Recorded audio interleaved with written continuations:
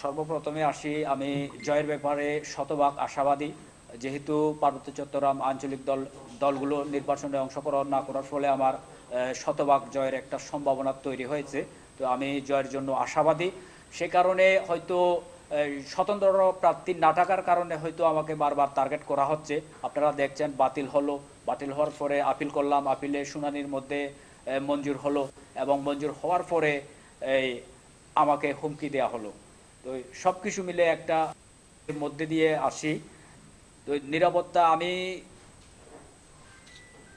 Gunman চাচ্ছি না, তবে যাতে আমার প্রতি নজর থাকে প্রশাসনের, আমি কোথায় যাচ্ছি কি করছি সেই যদি তাদের যদি নজরদারিতে থাকি, হয়তো তারা যদি আমার পাশাপাশি থাকে তখন হয়তো কোনো সন্ত্রাসী বা কোনো অস্ত্রধারী আমাকে ক্ষতি করার সাহস পাবেন না বলে আমি মনে করি।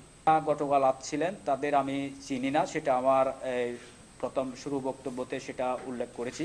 আমি তাদের শনাক্ত করতে পারি নাই, তবে আমি তাদের চিনি না।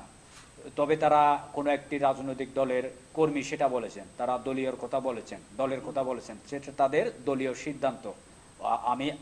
সিদ্ধান্ত। আমি নির্বাচন থেকে সরে দাঁড়ানোর জন্য তাদের পাঠানো হয়েছে দুজন কর্মী। ওনারা দীপেন্দাকে ওনারা সমর্থন জানিয়েছেন বলছিলেন, অর্থাৎ ওনারা তাদের দলীয়ভাবে দীপেন্দাকে ওনারা সিদ্ধান্ত সমর্থন জানিয়েছেন আমাকে বলেছিলেন আর কি। তো আপনাদের মাধ্যমে আমার একটা বার্তা থাকবে, যারা গতকাল আমার এখানে আসছিলেন তারা যদি দীপেন্দাকে সমর্থন দিয়ে থাকেন, তারা গ্রামে গিয়ে ভোটারদের কাছে তারা সেটা বলুক। আমাকে কেন তারা বলবে তারা দীপেন্দাকে সমর্থন দিয়েছে বা অন্য কাউকে XYZ কাউকে সমর্থন দিয়েছে, সেটা আমাকে কেন বলবে? তাদের বলা উচিত গ্রামে গিয়ে তারা কাকে সমর্থন দিয়েছে। সর্বশেষ এই সিদ্ধান্ত হচ্ছে আমি নির্বাচনে লড়ে যাব এবং আমি শতভাগ আশাবাদী এই নির্বাচনে বিপুল ভোটে আমি জয় হব। এই রাঙ্গামাটির মধ্যে নীরব একটা ভোট বিপ্লব হবে। আপনারা দেখবেন 12 তারিখ বিজয়ের হাসি আমি হাসতেছি 12 তারিখ।